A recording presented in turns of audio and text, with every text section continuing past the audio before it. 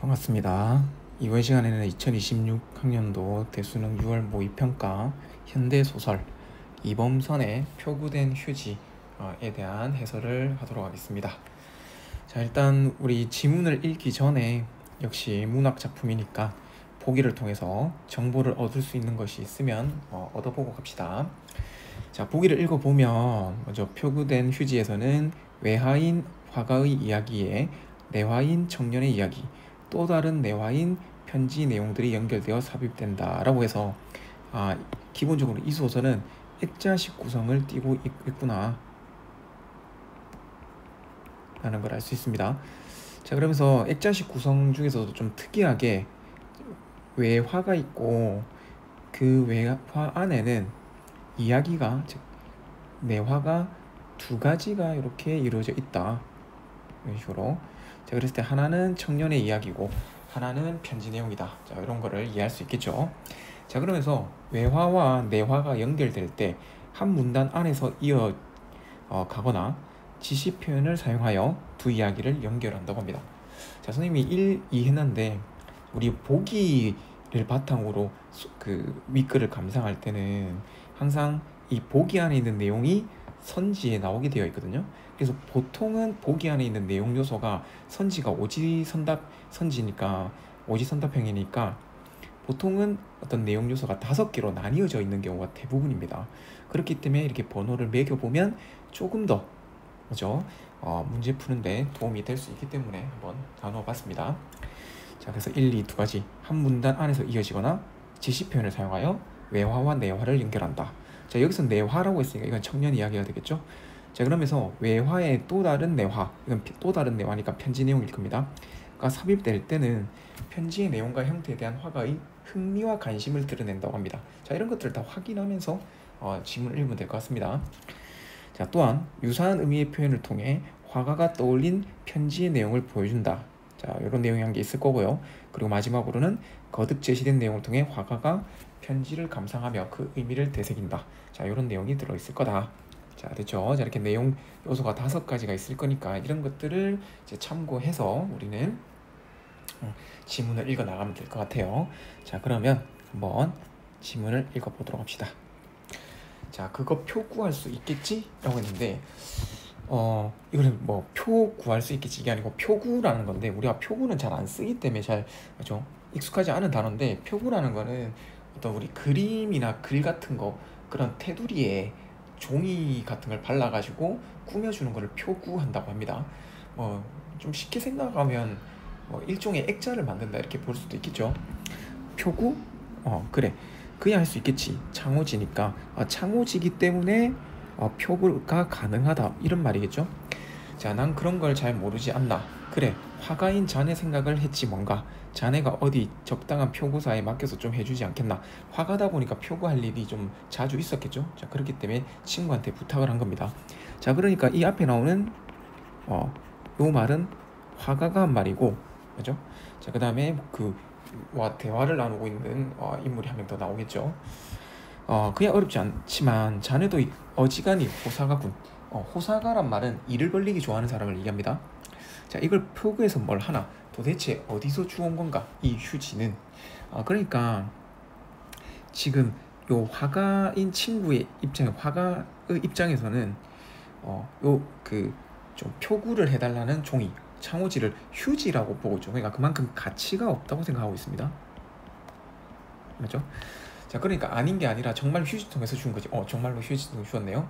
자, 그 친구 은행 창구에 그 친구 은행 창구에 라고 했으니까 지금 친구는 은행원이 될 겁니다.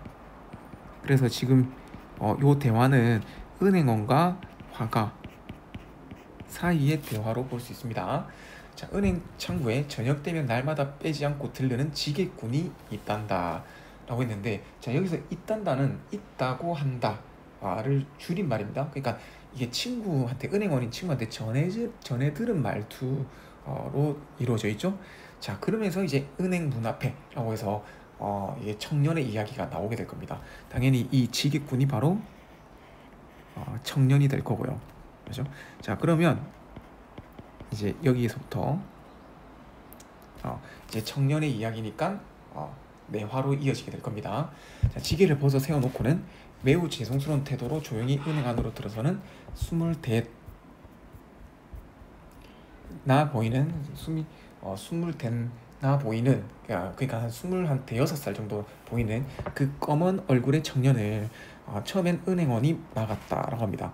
자, 이 청년의 직업이 뭐라고요? 이건 지게꾼이라고 있죠.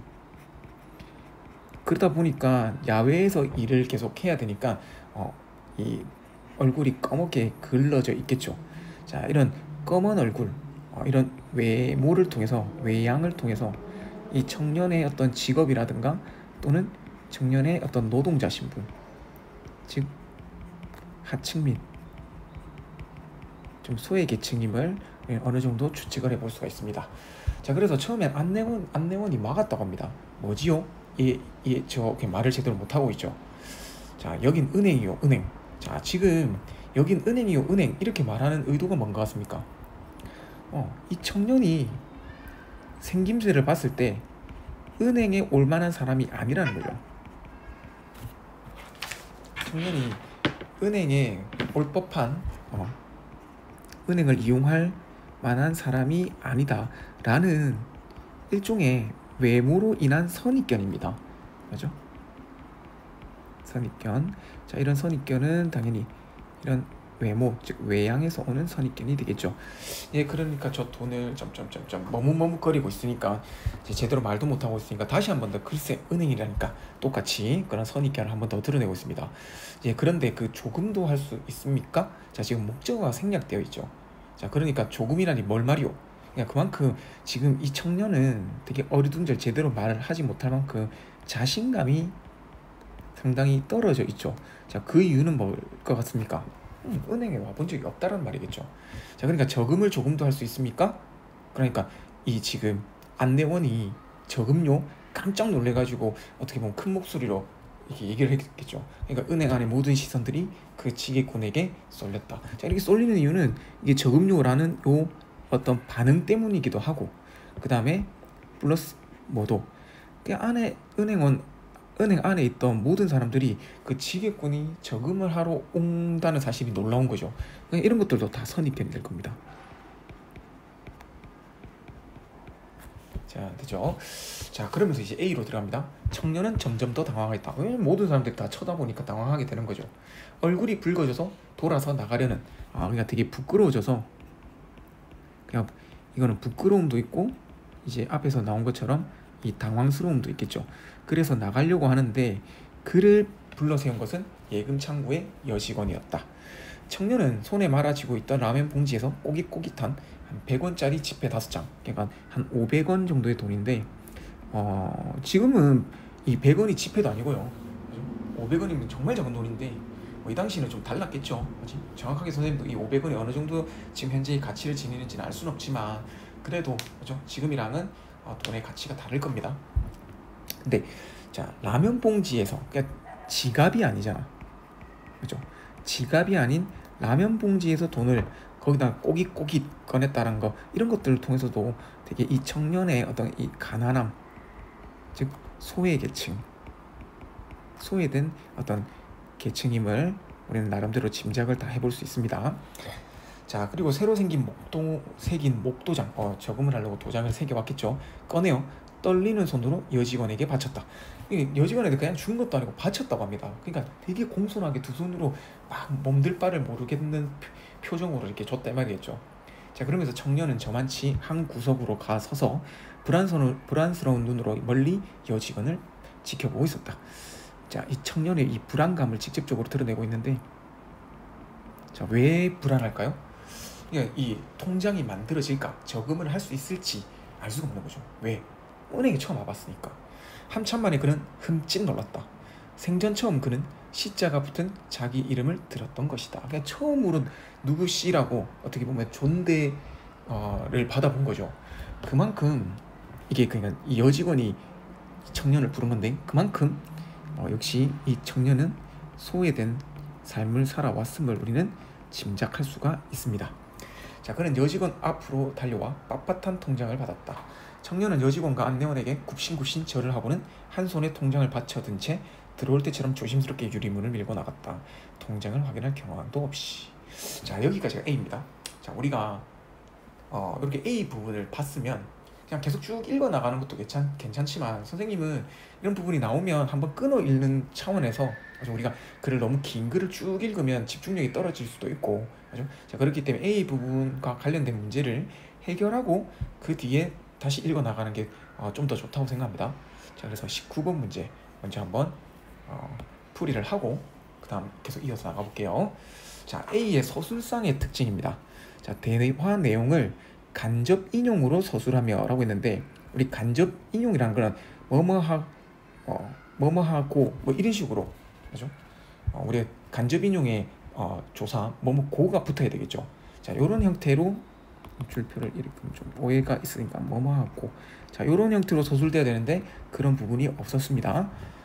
인물을 비판도 없었고요. 자, 그다음에 2번 편집자적 논평을 통해서. 자, 이거는 이 서술자가 청년의 심리를 직접적으로 드러내긴 하지만, 편집자적 논평이라는 거는 인물이나 사건에 대해서 서술자가 직접 평가를 해줘야 됩니다. 자, 그러니까 편집자적 논평이 없었죠. 갈등 역시 없었습니다, 인물 간에.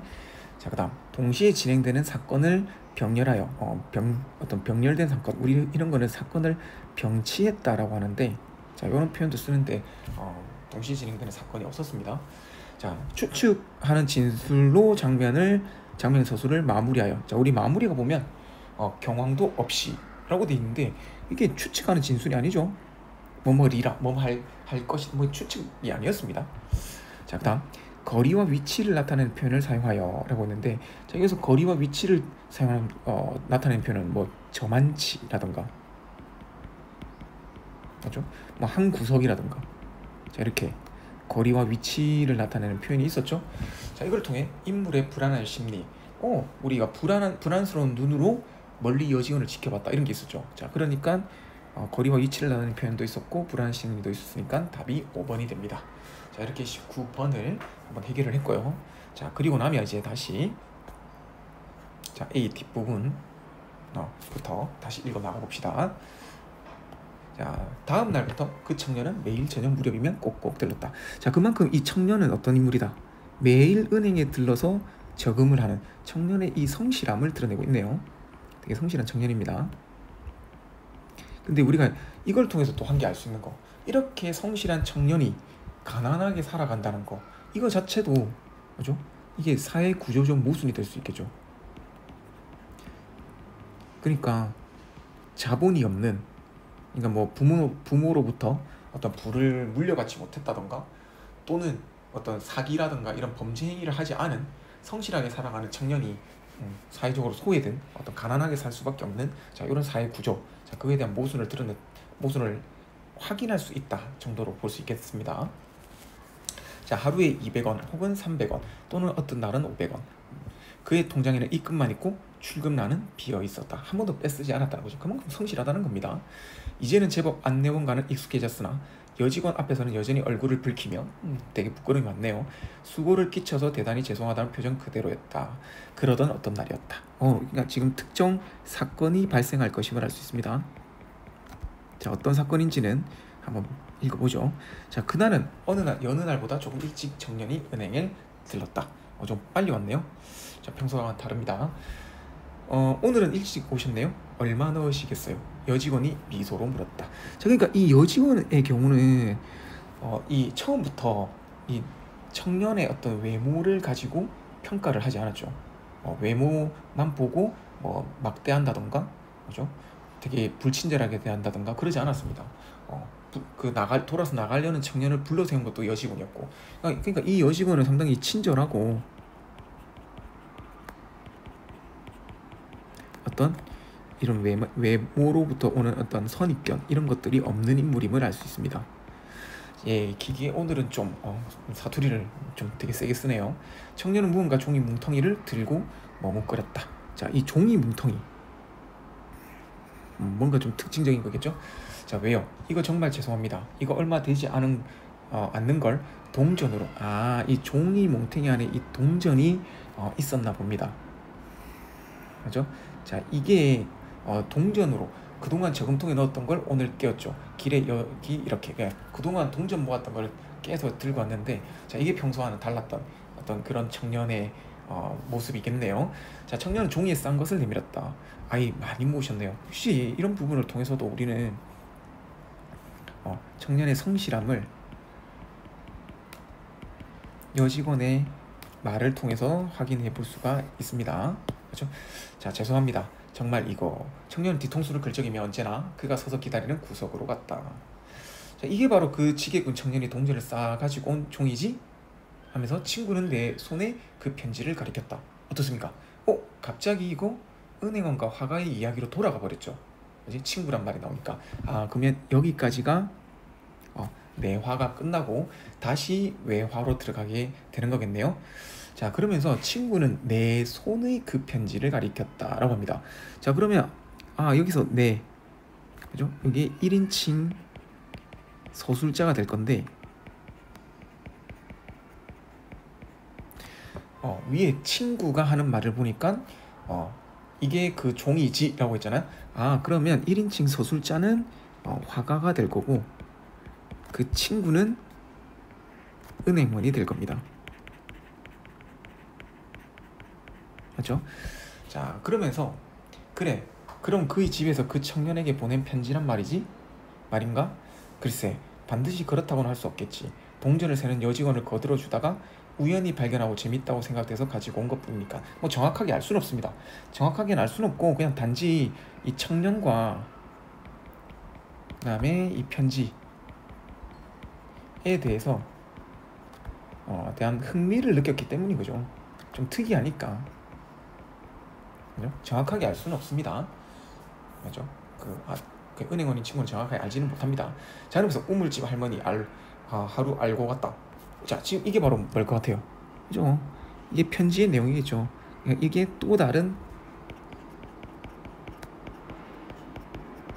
내화로서 편지가 될 겁니다.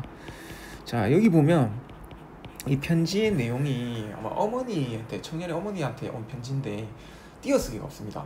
그래서 우리 이거 좀 좀 봐야지, 그냥 읽으면 무슨 말인지 좀 이해가 안 될 수도 있습니다. 자, 그러니까 우물집 할머니, 그냥 우물 있는 집의 할머니겠죠. 하루 알고 갔다. 그러니까 뭐 하루 다녀갔다, 이 정도 의미인 것 같아요. 자, 그러면서 모두 잘 갔다 한다. 그러면서 장손이 장가를 갔다. 그러니까 우물집 할머니의 장손, 첫째 아들이 장가 갔다 이 말이겠네요. 그 색시는 건넌 마을 곰보 영감의 딸이라고 합니다.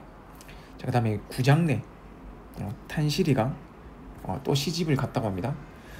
신랑은 읍의 석이라고 하더라. 그러니까 구장내 탄실이가 읍의 석이한테 시집을 갔다 이 말이겠죠. 그다음에 앞집 순이가 어제 저녁 감자를 삶아 치마에 가려 들고 왔더라. 순이가 감자 삶아서 왔다고 합니다. 자, 그러면서 순이는 시집을 안 갈 끼라 하더라. 안 간다고 했답니다. 그리고 니는 빨리 장가 안 들어야 갔나? 안 들어야 갔나? 그냥 빨리 장가 들어야 하지 않겠나? 자, 이렇게 말하는, 흔히 이제 부모님, 어머니와 아들 간의 어떤 그런 어떤 편지 내용이라고 볼 수 있겠네요. 아들을 주변 소식도 전달하면서 결국은 빨리 장가 가야 되지 않겠냐, 이런 말이겠죠. 자, 그러면서 나는 비시시 웃음이 새어나왔다. 또 나는 나왔으니까 다시 외화로 돌아왔습니다. 자, 편지 내용도 그렇고 친구의 장난기도 그랬다. 이걸 들고 온 친구의 장난기도 그렇고 좀 웃음이 나왔네요. 어쨌든 나는 그 창호지를 아는 표구사에 맡겼다. 그 창호지, 이게 편지가 되겠죠. 자, 그게 어떤 편지냐고 묻는 표구사 주인한테 굉장한 겁니다. 이건 정말 국보급입니다. 하고 얼버무렸다. 자, 표구사 주인은 머리를 갸웃거렸다. 그러니까 지금 국보급이라고 말한 거에 대해서 전혀 이해를 못하고 있죠. 네. 자, 그 후 나는 그 창호지 편지를 감감히 잊어버리고 있었다. 그러니까 지금 그만큼 사실은 이 창호지가 그 편지가 나에게 중요한 건 아니었죠. 그냥 단지 호기심이 생긴 거였지 중요한 건 아니었습니다. 자, 그런데 은행 친구가 어느 외국 지점으로 정근이 되었다. 비행기가 떠날 때 나는 문득 그 편지 생각이 났다. 왜? 비행기가 떠나고, 자, 편지 내용도 니 떠나고, 자, 이렇게 내용이 겹쳐지는 장면이죠. 자, 우리 보기에 보면 유사한 의미 표현을 통해서 화자가 떠올린 편지의 내용, 자, 이런 어떤 보기 내용이 있었는데 그런 것과 연결이 될 수 있습니다. 그러니까 편지의 내용과 겹쳐지는 부분입니다. 자, 니 떠나고 며칠 안 돼서 송아지가 나왔다, 그 말이겠죠. 자, 그 길로 나는 표구 사러 갔다. 그러니까 이 편지, 표구를 맡겼던 편지가 생각났으니까 구겨진 휴지였던 그 편지는 깨끗이 퍼져서 액자 속에 들어있었다. 그렇게 치장하고 보니 그게 정말 무슨 국보나 되는 것 같았다. 그냥 그런 느낌을 받았다는 거죠. 자, 다시 또 편지의 내용으로 들어갑니다. 그냥 중간중간 계속 편지의 내용이 삽입되는 형태네요. 자, 돈 좋다. 그러나 너가 엄마는 돈보다도 너가 더 좋다 한다. 그러니까 아들에 대한, 돈보다 아들이 더 당연히 더 좋은 거죠. 아들에 대한 사랑을 드러내고 있네요. 자, 밥 먹고 배 아프면 소금 한 줌 먹으라 하더라. 그러니까 만약에 배탈 나면 소금 한 줌 먹어라. 자, 이런 어떤 인간요법을 가르쳐주고 있습니다. 네, 자, 그날부터 그 액자는 내 화실에 그냥 걸어두었다. 그저 걸어둔 거다.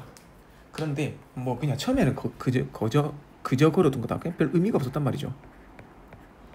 자, 그런데 그게 이상하게도 차츰 내 화실의 중심점이 되어갔다. 그러니까 지금 처음에는 별 의미 없이 화실에 걸어두었는데 그게 점점 이렇게 화실의 중심으로 자리 잡아가는, 의미를 만들어가는 그런 어떤 의미의 변화가 생기고 있습니다.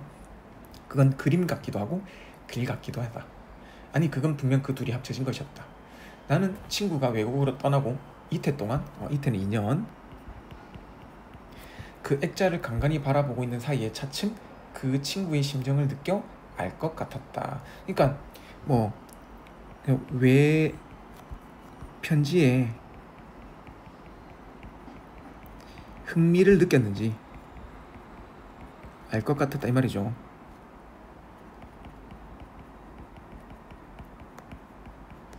알 것 같았다. 그냥 뭐 공감하는 부분입니다. 자, 그러면서 이제 또 편지 내용으로 마무리가 됩니다.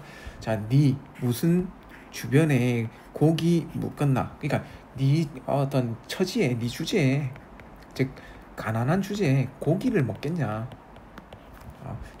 좀 약간 너무하죠. 그냥 콩나물 묵어라. 그러면서 참기름이나 많이 쳐서 먹어라. 그래서 좀 고소하니까 또 반복합니다. 순이는 시집 안 갈 끼라 하더라. 니는 빨리 장가 안 들어야 컸나? 빨리 들어야 하지 않겠냐? 돈 좋다. 그러나 너거 엄마는 돈보다도 너가 더 좋다 한다. 자, 이거 앞에서 나온 말과 그냥 계속 반복되는 거죠. 맞지? 자, 이렇게 해서 우리 표구된 휴지가 마무리됩니다. 자, 그러면 우리 문제를 한 개 한 개 다 보죠. 자, 기억에서 미움을 중심으로 이끌을 이해한 내용으로 가장 적절한 것은 했는데, 사실은 이거는 이제 기억에서 나올 때 그때 다시 문제를 이렇게 해결하면 되는데, 그냥 선생님을 한번 쭉 우리 A만 문제로 돌아오고 한번 쭉 읽고 그다음에 문제로 갔습니다. 자, 이거는 뭐 어떻게 하든 크게 상관없을 것 같아요. 자, 그러면 먼저 기억 한번 볼까요? 자, 기억 여기 보면 표구할 수 있겠지. 표구, 그래, 그냥 할 수 있겠지. 창호지니까 창호지로 돼 있으니까 표구할 수 있겠지, 이 말입니다. 자, 그랬을 때, 자, 화가는 대상을 표구할 수 없다는 인식, 없다가 아니고 창호지니까 할 수 있다는 인식이죠. 그치? 자, 눈앞의 종이를 기억으로 창호지로 지칭한다. 그러니까 틀렸네요. 자, 그 다음에 니은은 자, 여기 조금 왔다 갔다 해야 되겠네요. 자네도 어지간한 호사가군. 이걸 표구해서 뭘 하나? 도대체 어디서 주워 온 건가? 이 휴지는 이라고 했습니다. 그냥 휴지라고 표현한 것으로서 되게 가치 없다는 인식을 드러내고 있는데, 자, 2번 화가는 눈앞의 종이가 자신한테 필요한 것이, 가치 없은 거니까 필요 없는 것이죠. 그죠? 자, 그러니까 2번도 틀렸네요. 자, 그 다음에 디귿입니다. 자, 디귿은 자, 여기 있죠. 표구사 주인한테 굉장한 겁니다. 이건 정말 국보급입니다 하고 얼머무니니까 표구사 주인은 머리를 갸웃거렸다고 합니다. 자, 표구사 주인은 종이에 담긴 내용에 주목하여 화가가 이를 국보급이라 한 말에 동의 하지 않았죠. 그죠? 그러니까 머리를 갸웃거렸죠. 자, 됐지? 자, 그 다음에 리을. 자, 지금 이렇게 치장하고 보니 그게 정말 무슨 국보나 되는 것 같았다라는 인식입니다. 자, 그러니까 화가는 종이가 국보급의 가치를 갖는다고 생각하여 자신이 주문한 물건을 찾으러 갔다라고 했는데, 자신이 주문한 물건을 찾고 난 뒤에 계속 찾고 난 뒤에 보니까 마치 국보급 같다라고 한 거지. 그러니까 이거 지금 시간의 선후 관계가 틀렸죠. 지금 뒷부분에서 앞부분으로 가야 됩니다. 자, 그래서 역시 4번도 틀린 설명입니다. 자, 그 다음에 마지막으로 그날부터 그 액자는 내 화실에 그냥 걸어두었다. 그러면서 그냥 걸어두었는데 차츰 중심점이 되어갔다라고 합니다. 그러니까 화가는 표구한 종이 그래서 그림 같은 느낌도 받았으며 글과 그림의 어떤 중간쯤 된다고 했죠. 괜찮네요. 자, 그 다음에 미음, 액자가 점차 화실의 중심점이 되고 있음을 인식하였다. 그렇죠? 내 화실의 중심점이 되어 갔다라고 정확하게 드러내고 있으니까 올바른 설명이겠네요. 그래서 답은 5번이 되겠습니다. 자, 됐죠? 자, 그 다음에 우리 이제 20번으로 갈게요. 자, 편지의 내용에 대한 설명으로 적절하지 않은 것은 이랬는데, 자, 수신자도 알만한 사람들의 소식을 포함하고 있다. 자, 여기서 수신자가 누굽니까? 청년이죠. 그렇지? 그러니까 지금 주변 마을 사람들에 대한 이야기를 하고 있으니까 뭐 결혼 소식들, 알만한 사람들의 소식 괜찮네요. 자, 2번 혼사와 관련하여 수신자의 현재 상황을 지지하고 있다고 했는데, 자, 지금 수신자의 현재 상황은 미혼입니다. 그렇죠? 빨리 뭐 장가 안 들어야겠나 이렇게 말하면서, 자, 그러니까 미혼을 지지하는 게 아니고 빨리 장가 들으라고 하고 있으니까 지지하지 않고 있다고 해야 되겠죠. 그래서 답은 2번이겠네요.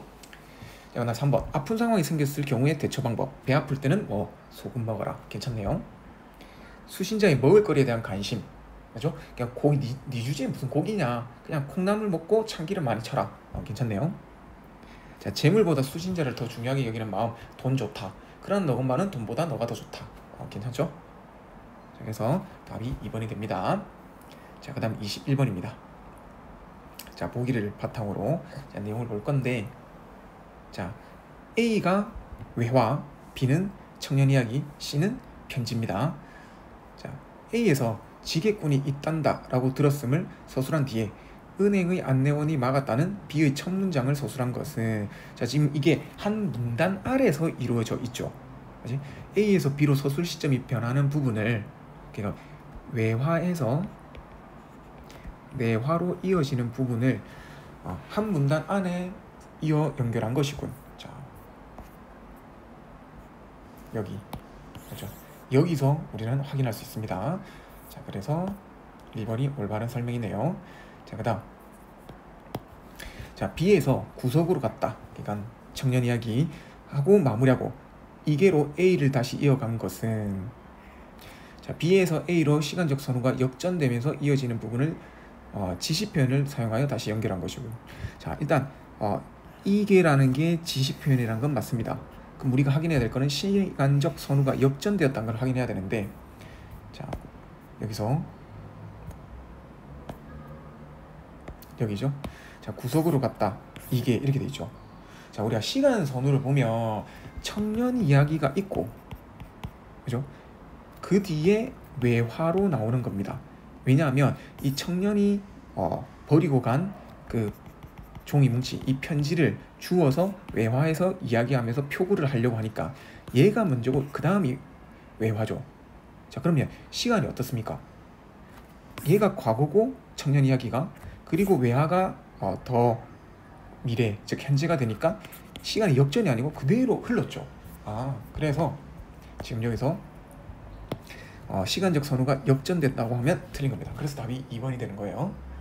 됐죠? 자, A에서 재밌다고 한 친구의 말 뒤에 C의 일부를 삽입한 것은, 그죠? 삽입한 것은 화자가 편지 내용과 친구의 장난기를 흥미롭게 받아들이며 비시시 웃게 되는 이유를 보여주는군 이라고 했습니다. 자, 지금 그는 이 부분에서 확인할 수 있습니다. 자, 재밌다고 생각돼서 가지고 온 것뿐이니까 라고 한 뒤에 바로 편지의 내용을 설명하고 그 뒤에 화자가, 즉 나가, 외화의 서술자인 나가 비시시 웃는 부분으로 연결되는 거. 자, 이걸 통해서 3번을 확인해 볼 수가 있네요. 자, 됐죠? 자, 그 다음 4번. A에서 비행기가 떠날 때의 장면 뒤에 니 떠나고로 시작되는 C의 일부를 삽입한 것은 A에서 유사한 의미의 표현을 떠올린 화가가 그 길로 표구사로 가는 행위로 연결된다. 자, 우리 이 부분 그렇죠? 자, 이 부분 그리고 표구사로 갔다. 이렇게 연결되고 있죠? 자, 그러니까 4번도 확인해 볼 수 있습니다. 자, 그 다음 5번. A에서 친구의 심정을 생각한 내용 다음에 앞서 제시했던 C의 일부를 다시 삽입한 것은 A에서 화가가 편지 내용을 감상하며 그 의미를 다시 생각하고 있다. 자, 그렇죠? 자, 지금 요 친구의 심정과 그 다음에 편지 내용 일부를 제시함으로써 간간히 편지를 바라보고 있는 사이, 즉 편지 내용을 감상하며 그 의미를 다시 한 번 더 떠올리고 있다. 자, 라는 것을 역시 이 부분을 통해서 확인할 수가 있었습니다. 자, 이렇게 해서 5번까지 다 확인이 끝났습니다. 자, 여기까지 우리는 현대소설 이범섬의 표구된 휴지의 지문 분석과 문제 풀이를 해봤습니다. 자, 오늘 여기까지 하겠습니다. 고생했습니다.